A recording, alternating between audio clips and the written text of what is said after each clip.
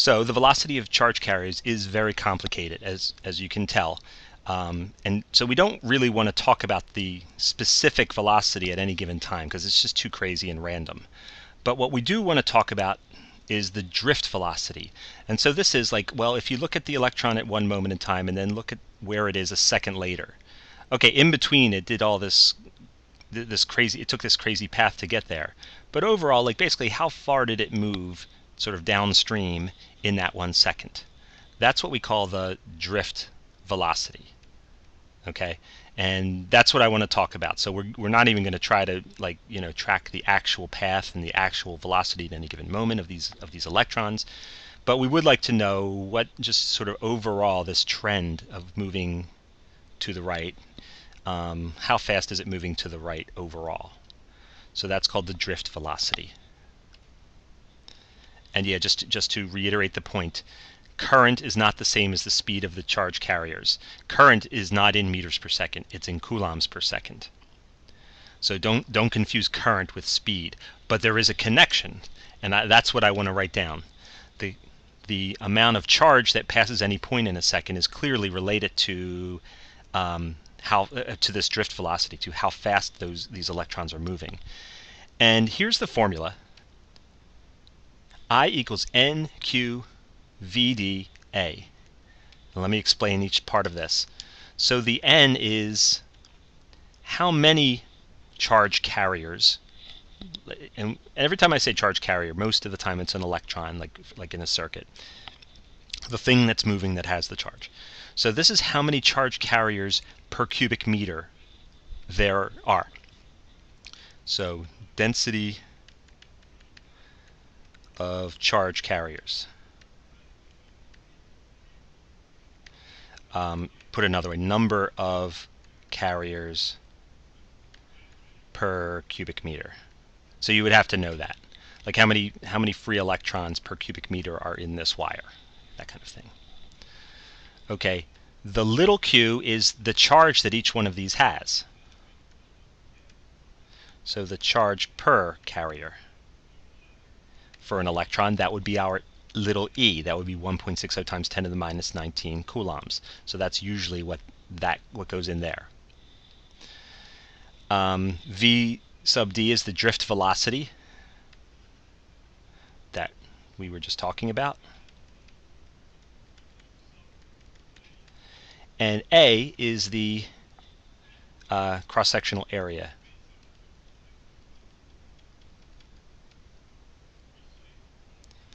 Because again, I mean, your electrons could be moving very fast, but if it's a really, really, really thin wire, there's only so many that will pass a certain point. But a thicker one with a higher cross-sectional area, there'll be more, charge carriers sort of moving right next to each other that can fit through the pipe. All right, so that's the connection between, I mean, usually this, and this are set in stone for a given situation. So I think of this equation as connecting current and drift velocity.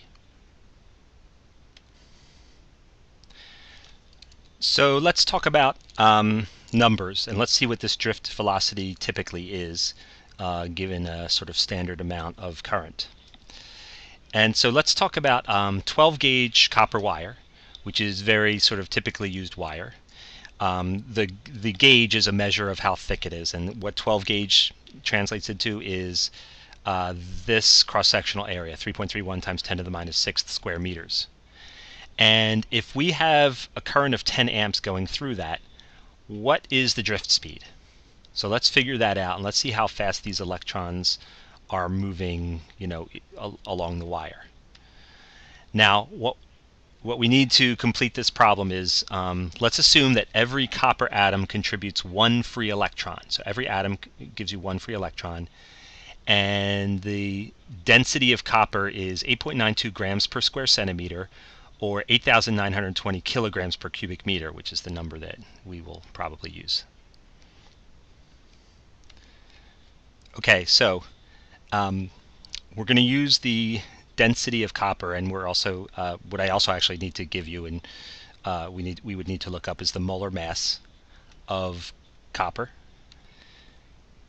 So copper is 0.0635 kilograms per mole. All right, so we want to figure out n first from all of this, the little n. So remember, little n is how many charge carriers there are per cubic meter. So we know we have 8,920 kilograms of copper for every cubic meter. Now, how many electrons is that? Well, I can turn kilograms into moles using the molar mass. 1 mole for 0.0635 kilograms. That'll make the kilograms cancel.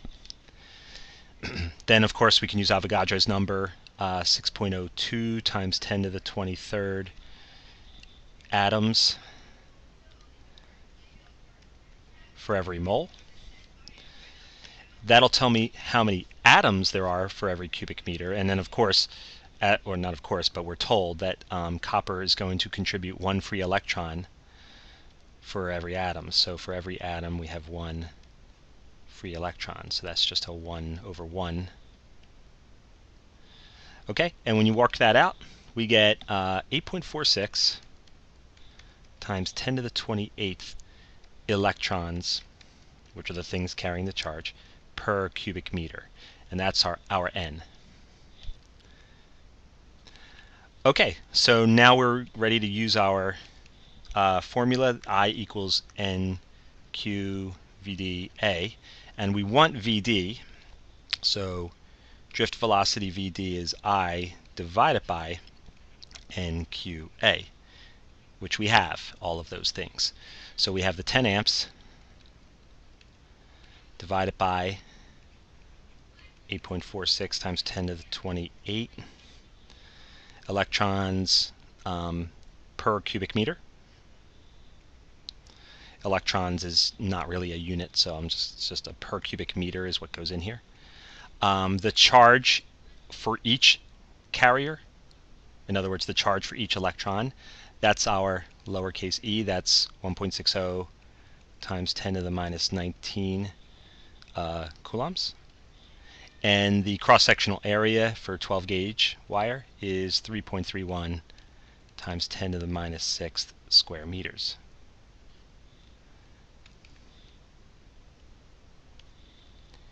And when you work that out, you get a final answer of 0.00223 meters per second. That is a small speed. That is 0.223 millimeters per second, right? That is really slow. Just to put this in slightly different terms, it would take about 75 minutes to travel 1 meter. So think about that. I think all of us have this gut feeling that when electricity is flowing through a wire, that it's going through really fast, that it's really speeding through there. Maybe if I asked you to guess, a lot of people might say like at the speed of light or something close to it. Turns out to be so wrong. That picture that we all have in our minds is so wrong. It turns out that the electrons, well, we should say they're bouncing around very fast, but overall they're like the progress they're making down the wire, right? That's the drift velocity, is really slow. Like I said, it would take them 1 electron. You'd have to wait 75 minutes for it to go down, to just go down 1 meter down the wire.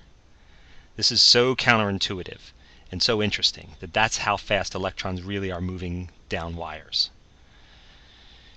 So, as I said, this is probably one of the most surprising things we learn in this course is how slow electrons move through wires, and yet somehow it's not it's not how fast they're going, but it's just that there's so many of them, and it amounts to enough charge per second going through any certain point that you still get a reasonable amount of current, 10 amps. There's so many of them, right? You can see how many there are. There's so many electrons that you don't need them to be going fast. It's just a lot of them going through at any given point. But yeah, just to stress again, electrons really move very slowly if you just take into account their drift velocity.